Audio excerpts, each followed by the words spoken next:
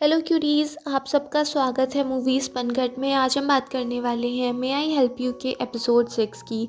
Episode की starting होती है, किम टेही डोंगजू से कहता है कि चलो थोड़े टाइम कहीं एंजॉय करते हैं, बियर वगैरह पीते हैं।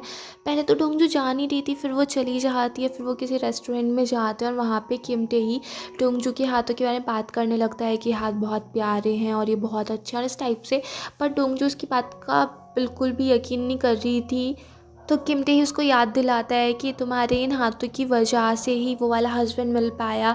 वो तो सुसाइड करने वाला था और तुमने कितने सारे लोगों की हेल्प की, अगर ये हाथ नहीं होते तो तुम कैसे कर पाती। और फिर धीरे धीरे वो ऐसी बातें करते रहते हैं, ड्रिंक करते रहते हैं और दोनों बहुत ज़्यादा ड्रंक हो जाते हैं। फिर वो जैसे तैसे करके घर पे पहुंचते हैं। किम टेही डोंगजू को उसके बेड पे लिटा देता है और वो खुद ही थक गया था, वो भी होश में नहीं था और वो भी वहीं पे पड़ जाता है। और दोनों इस तरीके से एक साथ सो गए थे और सुबह को जब वो उठते हैं तो दोनों शॉक्ड हो जाते हैं कि हमने क्या किया। डोंगजू किम टेही से पूछती है कहीं हम दोनों एक साथ तो नहीं सोए थे ना, कुछ हुआ तो नहीं। किम टेही कहता है ऐसा कुछ नहीं हुआ। तभी वो दोनों, क्योंकि जैसे एकदम से उठे थे तो चिल्लाने लगे थे, तभी डोंगजू के गेट पे इंस्पेक्टर सिवा आ जाता है और वो कहता है कि डोंगजू कुछ हुआ क्या, तुम ठीक तो हो ना। और इतने में किम टेही डर गया था कि अब क्या होगा, तो डोंगजू कह देती है नहीं नहीं सब ठीक है, बस एक मच्छर ही था और सब ठीक है। इतने में इंस्पेक्टर जाता ही है कि वो थोड़े बाहर चला जाता है। किम टेही के पास उसके अंकल का फ़ोन आ जाता है। किम टेही इसको रिसीव नहीं करता। फिर विंसेंट और ऊपर से इंस्पेक्टर बात करने लगते हैं। उनको पता चलता है कि किम टेही रात भर घर नहीं आया और विंसेंट सोचने लगता है कि ये लड़का ज़रूर ऐसी भाग रहा है, क्योंकि यहाँ सफाई का नंबर था ना, इसीलिए वो आना नहीं चाह रहा। और किम टेही बेचारा अंदर बैठा हुआ था, वो बाहर जा नहीं सकता था वरना उन लोगों की पोल खुल जाती। किम टेही डोंगजू से कह देता है कि मैं अभी बाहर नहीं जा सकता और डोंगजू कहती है मुझे तुम अगर काम पे भी जाना है ना, बाहर जाना पड़ेगा। किम टेही कहता है थोड़ी देर रुको, मैं अभी थोड़ी देर में बाहर चला जाऊंगा। इतने डोंगजू कहती है मुझे नहाना भी तो है। फिर डोंगजू नहाने चली जाती है और जब वो वापस आती है तो देखती है कि किम टेही वहाँ पर नहीं था। बट वो एक नोट छोड़ गया था जिसमें लिखा हुआ था कि आज हिम्मत मत हारना, ऐसे पीछे मत भाग जाना। फिर दिखाते हैं वही लेडी वाली फैमिली फ्यूनरल के लिए आई हुई थी। तो वो लेडी डोंगजू से कहती है कि आप प्लीज़ बुरा मत मानना, मेरा बेटा थोड़ा ऐसे ही है, इसको पता नहीं है कि क्या क्या बोलना होता है।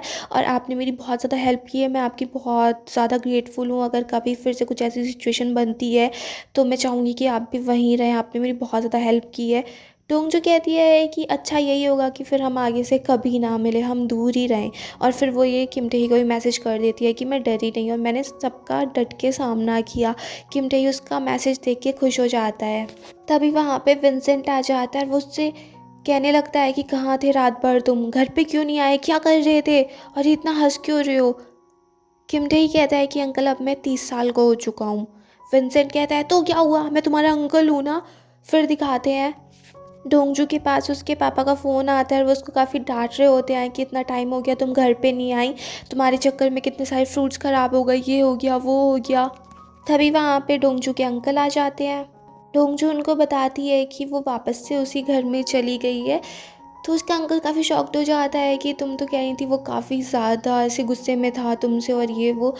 डोंगजू कहती है उसने माफ़ी मांग ली और फिर वो वही था जिसने हमारे चीफ मॉर्नर को बचाया, उस आदमी को सुसाइड करने से बचाया और वो अच्छा भी है। तो उसके अंकल कहते हैं अगर फिर उसने कभी कुछ परेशान किया ना तो मुझे बता देना। तभी डोंगजू के पास उसके पापा का फ़ोन आ जाता है और वो कहते हैं कि बेटा तुम कहाँ पे हो, मैं तुम्हारे क्रैम स्कूल के बाहर खड़ा हूँ। जिसे सुन के डोंगजू काफ़ी शॉक्ड हो जाती है और उसके अंकल भी वहाँ से भाग ही रहे होते हैं। तो डोंगजू अपने अंकल को पकड़ लेती है और कहती है कि मुझे वहाँ पे उस जगह जल्द से जल्द पहुँचना होगा। और फिर वो किम टेही को भी कॉल कर देती है कि मेरे जल्दी से कोई भी कपड़े जो मिले एकदम से लेके इस जगह पे पहुँच जाओ जल्दी। फिर किम टेही चोरी छुप के जाता है डोंगजू के घर पे, वहाँ से वो कपड़े लेता है। और जब वो अपने घर में आता है तो वो देखता है कि विंसेंट सो रहा है और उसने एक बॉक्स के ऊपर पैर रखा है। तो वो एकदम से उस बॉक्स को लेके वहाँ से भाग जाता है, जिस वजह से विंसेंट भी उठ गया था। वो गुस्सा करने लगता है कि लड़का क्या क्या हरकतें कर रहा है। फिर दिखाते हैं डोंगजू के पापा उस क्रैम स्कूल के बाहर खड़े होते हैं। वो देखते हैं कि ये डोंगजू अभी तक आई क्यों नहीं, अभी तो वो कह रही थी कि वो बस पहुँच ही गई। डोंगजू वहाँ पे आ जाती है, वो देख लेती है उसके पापा खड़े हैं तो वो एकदम से छुप जाती है। फिर वो वेट करती है, इतने में किम टेही भी आ जाता है और वो देखता है कि डोंगजू के पापा खड़े हैं तो वो भी अपना मुँह छिपा लेता है। फिर वो डोंगजू को उसका बैग दे देता है, पर डोंगजू ने अभी अपना स्टडी वाला बैग नहीं लिया था तो किम टेही को उसके बाहर ही खड़ा होना पड़ता है, वॉशरूम के बाहर वो बैग देने के लिए। इतने डोंगजू कपड़े चेंज करके बाहर आ जाती है, उसके पापा भी आ गए थे। वो डोंगजू से कहने लगते हैं कि मैं तुम्हारा बाहर वेट कर रहा था और तुम मुझे कहीं मिल नहीं रही थी। और तभी वो किम टेही को भी देख लेते हैं। फिर तीनों रेस्टोरेंट में बैठ जाते हैं। डोंगजू के पापा बड़े खुश होते हैं जब उनको पता चलता है कि किम टेही और डोंगजू एक ही बिल्डिंग में रहते हैं। बट फिर वो ये पूछने लगते हैं कि मगर तुम दोनों यहाँ पे इतनी दूर एक साथ कैसे हो। तो किम टेही कह देता है कि मैं भी सिविल सर्विसेज एग्ज़ाम की ही तैयारी कर रहा हूँ, तो इसलिए हम साथ साथ में। तो वो बड़े खुश हो जाते हैं कि चलो स्टडी पार्टनर भी मिल गए एक दूसरे को। फिर डोंगजू पूछने लगती है कि किम टेही और पापा आप कैसे मिले। तो फिर वो ऐसे कुछ बहाने बनाने लग जाते हैं। फिर डोंगजू के पास उसके बॉस का कॉल आ जाता है जिसको उसके पापा देख लेते हैं। तो किम टेही ऐसी स्टोरी बना देता है कि वो ऐसी स्पैम कॉल चल रही हैं आजकल। तो डोंगजू के पापा काफ़ी देर तक सोचते हैं और फिर वो डोंगजू से कहते हैं कि ऐसी बातें तुम्हें मुझे नहीं बतानी चाहिए, फिर मैं भी ऐसी स्पैम कॉल्स को इग्नोर कर सकूं। और फिर दोनों बाप बेटी ऐसी थोड़ी किसी बात पे लड़ने लगते हैं। तभी डोंगजू के पापा के पास भी एक मैनेजर का कॉल आ जाता है। फिर वो अपना फ़ोन छिपा लेते हैं। तो डोंगजू पूछती है कि किस मैनेजर का कॉल आ रहा है। तो तभी फिर किम टेही एक दूसरी स्टोरी बनाता है कि ऐसे ऐसे चल रहा है। तो कुल मिला के किम टेही उन दोनों को बचा रहा होता है एक दूसरे के झूठ पकड़ने से। जब डोंगजू के पापा चले जाते हैं तो किम टेही की सांस में सांस आती है। फिर किम टेही और डोंगजू साथ साथ घर पे जाते हैं और डोंगजू से किम टेही पूछता है कि तुमने ये अपनी जॉब कैसे चूज़ की। डोंगजू कहती है कि इसके लिए कोई ऐसा स्पेशल डिप्लोमा नहीं चाहिए था और जॉब भी अच्छी थी, कोई रिटायरमेंट नहीं है और इंश्योरेंस भी मिल रहा है, तो मैंने सोचा यही कर लूँ। और फिर बाद में इतना कुछ हो गया। मैंने ऐसे कभी सोचा नहीं था कि मुझे लाइफ में ये कुछ करना पड़ेगा। किम टेही पूछता है कि तो तुमने क्या सोचा था अपना पहले का। डोंगजू बताती है कि मैंने सोचा था कि मैं ओलंपिक गेम्स में एक गोल्ड मेडल जीत के लाऊंगी। और तब किम टेही को पता चलता है कि डोंगजू टेबल टेनिस खेला करती थी।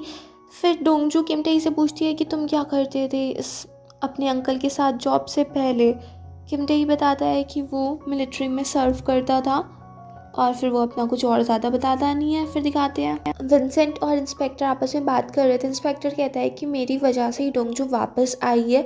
और फिर वो सोचने लगते हैं कि हमें कुछ ना कुछ करना चाहिए। तो वो एक इनविटेशन बनाते हैं कि इस बार हम एक गेट टुगेदर करेंगे, अपना एक लंच प्लान रखेंगे। और वो ये मैसेज किम टेही और डोंगजू को भेज देते हैं। तभी डोंगजू के पास उसकी एक फ्रेंड का कॉल आता है जो उसे डांट रही होती है कि तू वापस कैसे जा सकती है, वो लड़का ऐसे है और वैसा है। और वहाँ पे किम टेही कान लगा के सारी बातें सुन रहा था। फिर ये सब बातें सुन के किम टेही हंसने लगता है और डोंगजू काफ़ी एम्बेरस हो जाती है। फिर वहाँ पे बारिश पड़ने लगी थी तो वो दोनों एक जगह रुक के खड़े हो गए थे। और डोंगजू बताती है कि बचपन में जब भी ऐसी बारिश पड़ा करती थी तो वो अपनी मॉम को याद करती थी और बारिश रुक जाती थी, फिर डोंगजू घर पे चली जाती थी।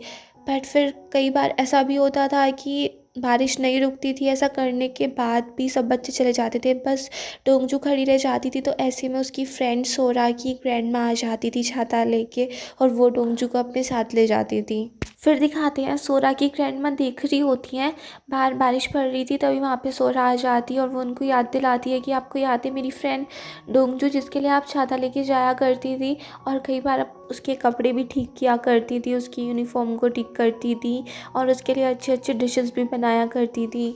और फिर सोरा अपनी ग्रैंडमा से ये भी कहती है कि मुझे पता है डोंगजू का कोई ना कोई बॉयफ्रेंड तो है, बस वो बता नहीं रही है।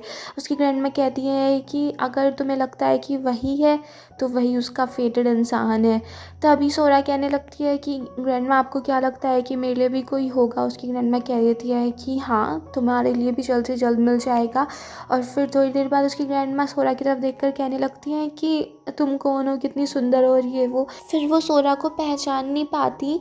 फिर दूसरी साइड दिखाते हैं डोंगजू खड़ी थी, तभी किम टेही एक छाता लेके आ जाता है और वो कहता है कि आज ग्रैंडमा नहीं आई और आज मैं तुम्हें लेने के लिए आया हूँ। और फिर वो दोनों हंसते खिलखिलाते घर पे पहुँच जाते हैं। फिर दिखाते हैं रात को सब बारिश देख रहे थे और सुबह ही डोंगजू रोते रोते आती है और किम टेही उससे पूछता है क्या हुआ। फिर वो उसको अपनी गाड़ी से लेके जाता है तो पता चलता है सोरा की ग्रैंडमा जो उसके लिए छाता लाया करती थी वो हॉस्पिटल में है। तो किम टेही उसको हॉस्पिटल लेके आता है, डोंगजू अंदर चली जाती है और किम टेही बाहर ही खड़ा था।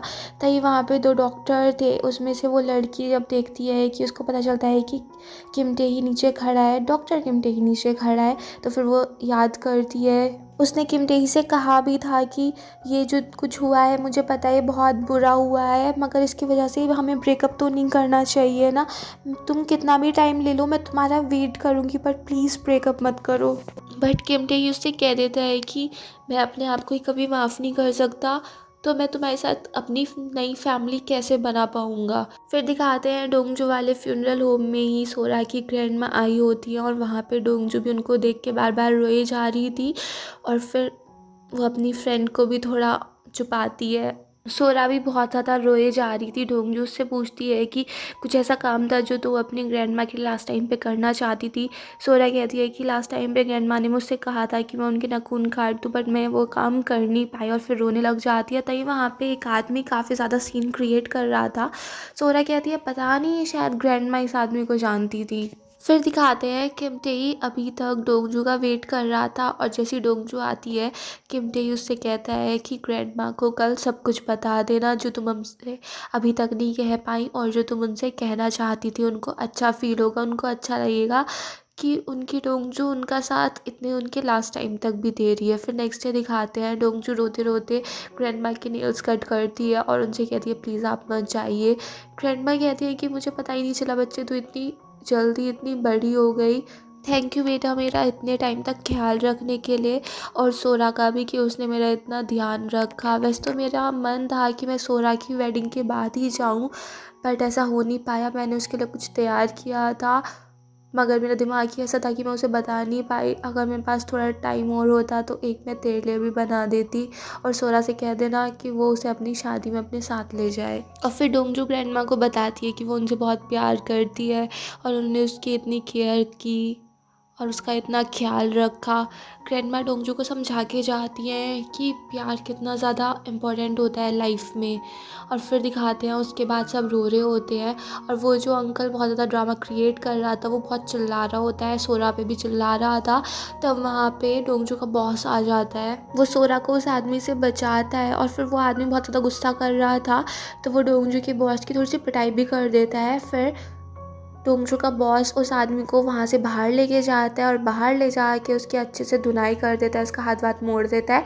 और ये सब कुछ सोरा और उसके फादर भी देख रहे होते हैं। सोरा तो बड़ी खुश हो गई थी कि डोंगजू के बॉस ने उसकी बहुत हेल्प की। फिर नेक्स्ट डे दिखाते हैं ग्रैंडमा की फ्यूनरल के टाइम पे सोरा डोंगजू के बॉस की साइड देख के डोंगजू से कहती है मुझे लगता है मेरी ग्रैंडमा ने मेरे लिए गिफ्ट छोड़ दिया है। डोंगजू को लगता है वो शायद उस गिफ्ट की बात कर रही है तो वो पूछती है कि तूने पहले देख भी लिया, बट सोरा तो डोंगजू के बॉस की साइड ही देख रही थी। फिर सोरा घर पे जाती है, वो ब्लैंकेट देखती है और उसको याद आता है कि कैसे उसकी ग्रैंडमा ये ब्लैंकेट बनाती रहती थी और फिर उस ब्लैंकेट को लेके सोरा रोने लगती है।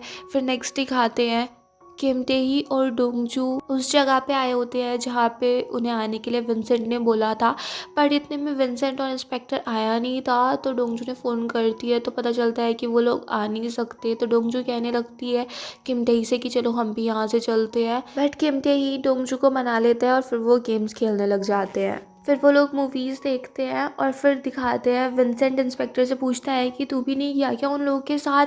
तो इंस्पेक्टर मना कर देता है कि नहीं मैं नहीं गया। विंसेंट उससे कह भी रहा होता है कि तूने छुट्टी ली, तुझे शेरिफ से डांट भी लगी, पर तू गया क्यों नहीं।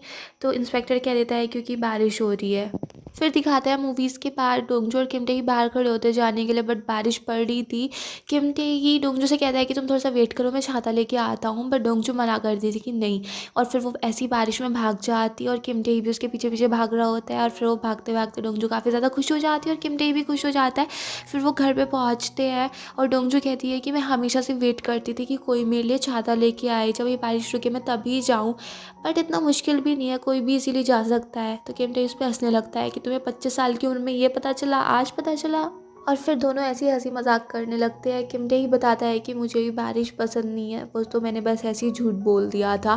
तभी वो दोनों काफ़ी ज़्यादा खुश थे, डिनर प्लान्स बना रहे थे। तभी वहाँ पे मिस चुंग आ जाती है और उसको देख के किम टेही भी शॉक्ड हो जाता है और यहीं पे ये एपिसोड फिनिश हो जाता है। अगर आपको ये पसंद आया हो तो प्लीज़ मेरे चैनल को सब्सक्राइब करें, लाइक करें, शेयर करें, कमेंट्स करें and bye bye till next video.